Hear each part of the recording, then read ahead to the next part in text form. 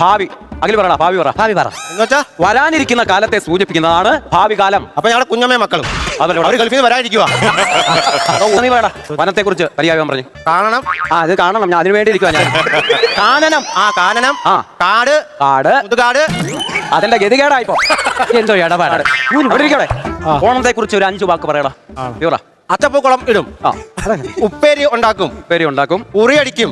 കുറിയടിക്കും. അച്ഛന്മാരെല്ലാം വെള്ളം അടിക്കും. ഞാനും അടിക്കും. ആ പറ. ഞങ്ങളുടെ മാമൻ ചിറ്റപ്പനെ ചവിട്ടിയാന്ന് കേന്ദ്രീട്ട് അത് പറയണം ഇവിടെ.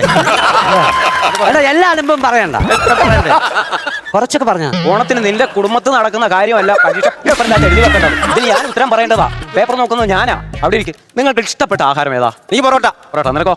എനിക്കും പൊറോട്ട. യെസ്. അപ്പൊ ഈ പൊറോട്ട ഉണ്ടാക്കാൻ ഉപയോഗിക്കുന്ന മാവ് ഏതാ? മാവോ? ആ ഇവിടെ ഇന്നാലും നീ ഇതുപോലെ ഒരു ചീത്ത പറഞ്ഞതാ കേട്ടോ. ഞാൻ മൈദ എന്നാ പറഞ്ഞേ.